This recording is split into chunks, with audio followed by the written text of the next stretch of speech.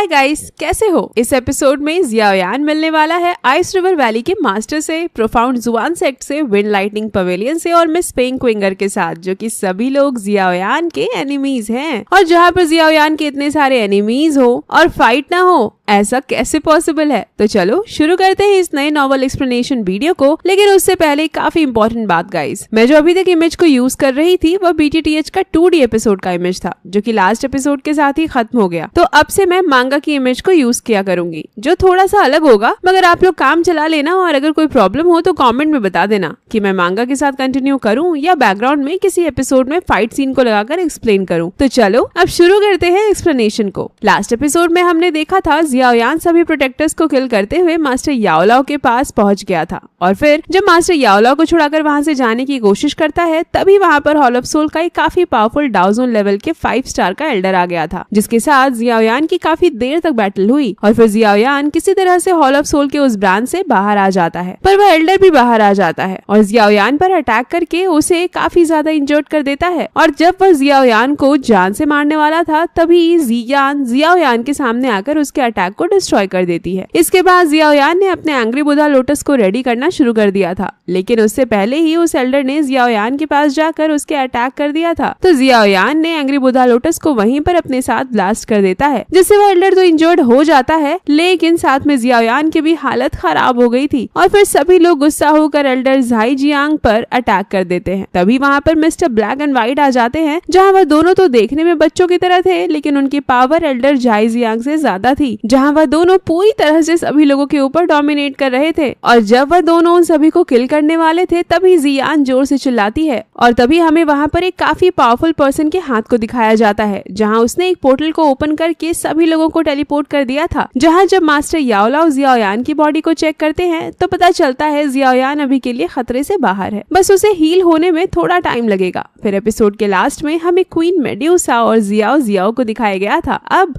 आगे episode number 137 की शुरुआत में हमें एक मैजिकल बीस्ट को दिखाया जाता है, जिसके ऊपर सभी लोग बैठकर फॉलिंग स्टार पवेलियन की ओर जा रहे थे। और काफी समय तक ट्रैवल करने के बाद एक जगह पर आ जाते हैं और मास्टर याओलाओ बोलते हैं, फाइनली हम लोग पहुंच गए। तो जियान बोलती है, सीनियर, यह तो तियान शान माउंटेन रेंज है, यहाँ तो कोई भी पवेलियन नहीं है। कहीं आप इतने दिनों तक कैद रहने के कारण यह तो भूल नहीं गए कि फॉलिंग स्टार पवेलियन कहाँ है? जिस पर मास्टर याओलाओ बोलते हैं, छोटी लड़की, क्या तुमने जियाओयान के टीचर को इतना कमजोर समझ रखा है? और फिर मास्टर फेंग जुनजे अपनी पावर को यूज करके वहाँ पर स्पेस को क्रैक कर देते हैं। और फिर हमें दिखाया जाता है फॉलिंग स्टार पवेलियन को, जिसको देखकर जियान काफी हैरान हो जाती है। जहाँ पर मास्टर याओलाओ उस जगह को देखकर बोल रहे थे, यहाँ पर तो स्टार्स की पावर काफी ज्यादा है, इसकी हेल्प से जियाओयान और भी जल्दी रिकवर हो जाएगा। और फिर मास्टर याओलाओ फॉलिंग स्टार पवेलियन के अंदर जाने लगते हैं, जहाँ मास्टर फेंग जुनजे उनको पकड़ते हुए बोलते हैं, ओए तुम कहाँ जा रहे हो? जब से फॉलिंग स्टार पवेलियन बना है, तब से तुम एक चीफ के तौर पर भी फॉलिंग स्टार पवेलियन के अंदर नहीं आए।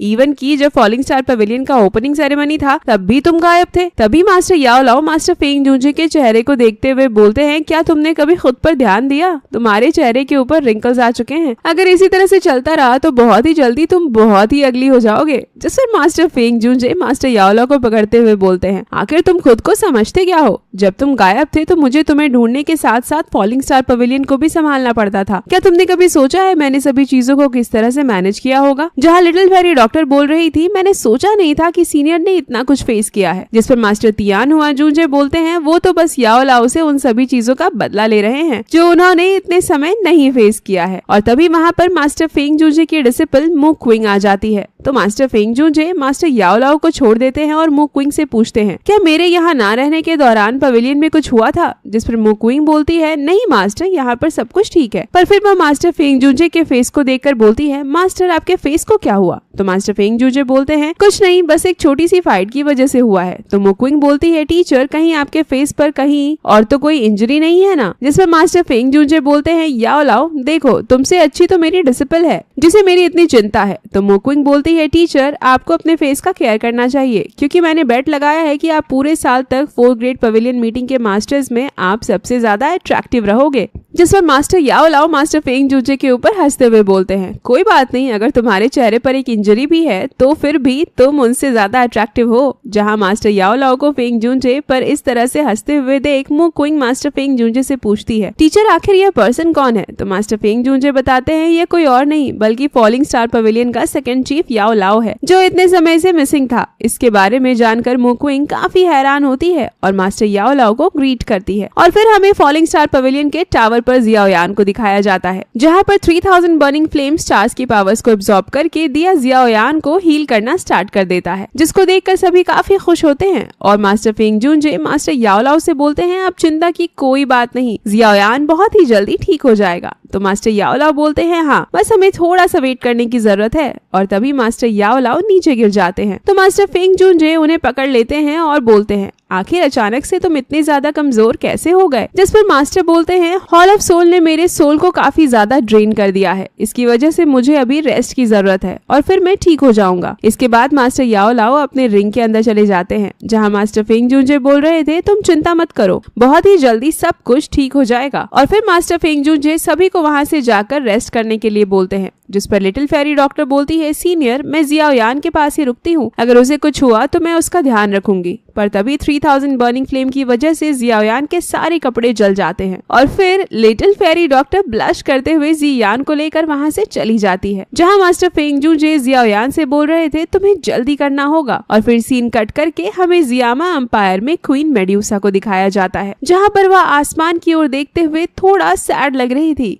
और तभी वहाँ पर क्वीन मेड्यूसा को ममा बोलते हुए जियाओ जियाओ आ जाती है, जिस पर क्वीन मेड्यूसा उसे ऊपर उठाते हुए बोलती है, मैंने तुमसे कितनी बार बोला है कि तुम मुझे ममा नहीं क्वीन बोला करो। और फिर हमें master Feng Zhuzhe, master Tianhua Zhuzhe, ancient dragon bear और जी यान को दिखाया जाता है जहाँ पर वह सभी लोग रेस्ट कर रहे थे। दूसरी तरफ little fairy doctor falling star pavilion के टावर को देखकर बोल रही थी, जियाओ यान 1 साल बीत चुका है, आखिर तुम अब और कितना ज्यादा सोने वाले हो। और फिर हमें फॉलिंग स्टार पवेलियन के डिसिपल्स को दिखाया जाता है जहाँ पर सभी लड़कियां जियाओ यान के ही बारे में बात कर रही थी और बोलती हैं, क्या तुमने सुना फॉलिंग स्टार पवेलियन का सेकंड यंग मास्टर भी है, इसके साथ ही वह सेकंड चीफ मास्टर याओ लाओ का डिसिपल भी है, मैं तो उससे मिलने के लिए काफी ज्यादा एक्साइटेड हूँ। और तभी वहाँ पर मो क्विंग आ जाती है और बोलती है, अगर तुम्हारे पास इतना ही ज्यादा टाइम है तो उसे कल्टीवेशन करने में यूज करो, इस तरह से दूसरों के बारे में बात करते हुए अपना टाइम वेस्ट मत करो। और तभी पूरा स्टार पवेलियन हिलने लगता है, जिस पर सभी हैरान हो जाते हैं कि आखिर अचानक से क्या हुआ। और फिर हमें फॉलिंग स्टार पवेलियन के टावर के चारों तरफ 3000 बर्निंग फ्लेम की काफी बड़ी स्पिरिचुअल बॉडी को दिखाया जाता है जहाँ पर काफी ज्यादा एनर्जी बाहर की ओर निकल रही थी, जिसे देख master Feng जूजे, little fairy doctor, ancient dragon bear और जी यान भी हैरान हो जाते हैं और सोचते हैं कहीं जियाओ यान को कुछ हुआ तो नहीं। और फिर हमें जियाओ यान को दिखाया जाता है जहाँ पर नींद से जाग चुका था और उसकी पूरी इंजरी हील हो चुकी थी। और फिर जब वह अपनी बॉडी को चेक करता है तो देखता है उसकी बॉडी पर कोई भी कपड़ा नहीं होता और वह बोलता है, आखिर मेरे कपड़े कहाँ चले गए हैं। तभी वहाँ पर master Tianhua Zhuzhe, ancient dragon bear, little fairy doctor और जी यान आ जाते हैं, जिस पर जियाओ यान शॉक होकर खुद को छुपाने लगता है। और फिर हमें मो क्विंग और फॉलिंग स्टार पवेलियन के डिसिपल्स को दिखाया जाता है जहाँ मो क्विंग जियाओ यान के पास से निकल रही उस एनर्जी को देखकर बोलती है, क्या जियाओ यान ने दाओजून लेवल पर ब्रेक थ्रू कर लिया है? वह तो सच में काफी अमेजिंग है। जहाँ उसके पास मौजूद डिसिपल्स बोलती है, यंग मास्टर जियाओ यान सच में काफी स्ट्रॉन्ग और हैंडसम है, मुझे तो उनसे प्यार हो गया। और फिर हमें जियाओ यान को एक कमरे में दिखाया जाता है जहाँ उसे सभी से पता चलता है वह पिछले 1 साल से बेहोश था। इसके बाद वह सभी से मास्टर याओ लाओ के बारे में पूछता है,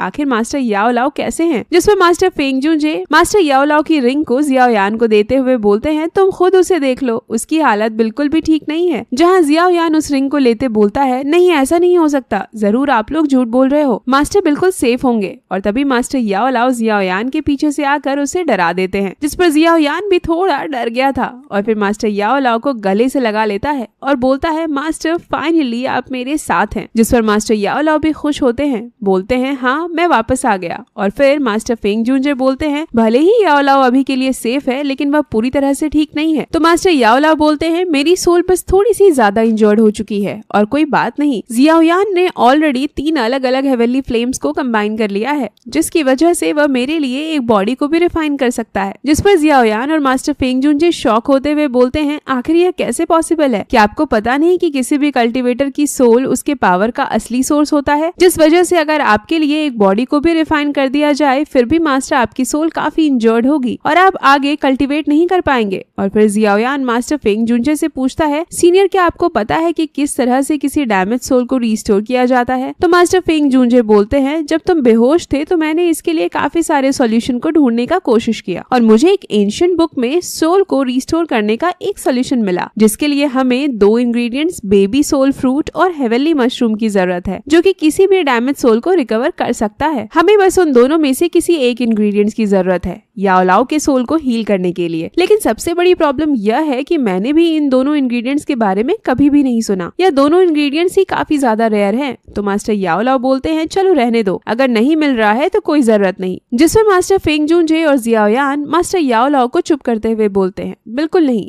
हमें इसके लिए चाहे पूरे सेंट्रल प्लेन को इधर उधर क्यों ना करना पड़े, हम दोनों इंग्रेडिएंट्स को ढूंढ कर ही रहेंगे। और फिर मास्टर फेंग जूनजे जियाओयान को बताते हैं हाल ही में मैंने एक न्यूज सुना कि बीस्ट टेरिटरी में बेबी सोल फ्रूट के होने का अंदाजा लगाया जा रहा है, इसीलिए तुम्हें वहां जाना चाहिए। लेकिन मैं तुम्हारे साथ नहीं जा सकता क्योंकि हो सकता है हॉल ऑफ सोल याओ लाओ को छुड़ाने की वजह से फॉलिंग स्टार पवेलियन पर अटैक कर दे, जिसकी वजह से यहाँ पर किसी का होना बहुत जरूरी है। तो जियाओयान बोलता है सीनियर आप चिंता ना करें, मैं सब खुद ही संभाल लूंगा। और फिर 13 में बीस्ट टेरिटरी को दिखाया जाता है जहाँ पर wind lightning pavilion, ice river valley, profound Juan sect और मिस फेंग किंगर का heaven demon phoenix tribe already पहुंच चुका था। और फिर हमें जियाओयान को दिखाया जाता है जहां वह भी बीस्ट टेरिटरी की ओर निकल चुका था, जहां मुक्विंग बोल रही थी बीस्ट टेरिटरी में पूरे दुईकी कॉन्टिनेंट की बीस्ट फैमिली रहती है। तो जियाओयान मुक्विंग से पूछता है क्या तुम मुझे बीस्ट टेरिटरी के टॉप पावरफुल फैमिली के बारे में बता सकती हो? जिस पर मुक्विंग बताती है बीस्ट टेरिटरी में पूरे दुईकी कॉन्टिनेंट की 70% फैमिली रहती है, जिसमें से टॉप 3 सबसे पावरफुल फैमिली में एंशिएंट ड्रैगन ट्राइब जो कि जियान का ट्राइब है, हेवन डीमन फीनिक्स ट्राइब जो कि मिस फेंग क्विंगर का ट्राइब है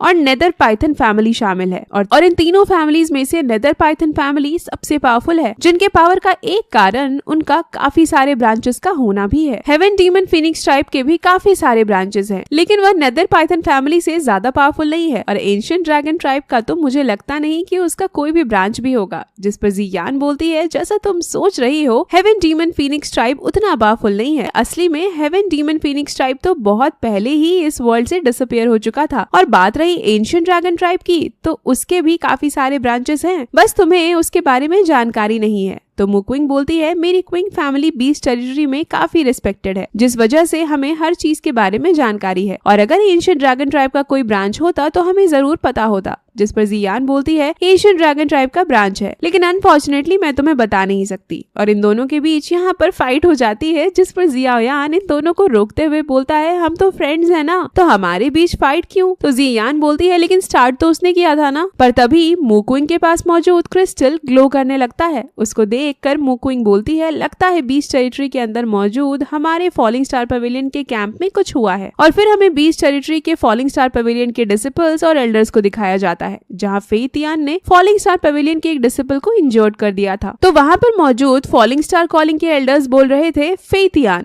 क्या तुम्हें पता नहीं कि यह फॉलिंग स्टार पवेलियन का डिसिपल है? आखिर तुम्हारी हिम्मत कैसे हुई कि तुमने फॉलिंग स्टार पवेलियन के डिसिपल को इंजर्ड किया? जिस पर फेइतियान बोलता है क्या हुआ अगर मैं फिर से किसी डिसिपल को इंजर्ड करता हूँ तो तुम लोग मेरा क्या ही कर लोगे? अगर तुम्हारा वह फॉलिंग स्टार पवेलियन का मास्टर फेंग जूनजे में यहाँ पर होता तो हमारा कुछ नहीं कर पाता। गाइस मुझे यह बताओ कितने लोगों को फेइतियान के ऊपर हंसी आ रही है, क्योंकि पिछली बार जब फेइतियान 4 ग्रेड पवेलियन मीटिंग में मास्टर फेंग जूनजे से मिला था तो बस मास्टर फेंग जूनजे के देखने भर से ही उसकी हवा टाइट हो गई थी, और अभी जब मास्टर फेंग जूनजे नहीं है तो उनके बारे में ऐसा बोल रहा है। और तभी उसके ऊपर किसी ने एक पावरफुल फर्स्ट से अटैक कर दिया था, जिससे फेइतियान की हालत खराब हो जाती है और वह बोलता है कौन हो तुम? आखिर तुम्हारी हिम्मत कैसे हुई कि तुमने विंड लाइटनिंग पवेलियन के साथ पंगा लिया? और इसी के साथ यह एपिसोड यहीं पर एंड हो जाता है। नेक्स्ट एपिसोड काफी इंटरेस्टिंग होगा गाइस, क्योंकि नेक्स्ट एपिसोड में जियाओयान मिलेगा ज्यूनर, क्वीन मेड्यूसा और अपनी बेटी जियाओ से। इसके बाद जियाओयान की एक बार फिर से फाइट होगी फेई तियान के साथ, लेकिन इस बार जियाओयान फेई तियान का बैंड बजाएगा। साथ ही नेक्स्ट एपिसोड में कोई जी यान को किडनैप करने की कोशिश करेगा। और हाँ, कमेंट करके बताना भूलना मत कि मुझे मांगा की इमेज के साथ कंटिन्यू करना चाहिए या बैकग्राउंड में किसी एपिसोड के फाइटिंग सीन को लगा के एक्सप्लेन करना चाहिए। तब तक के लिए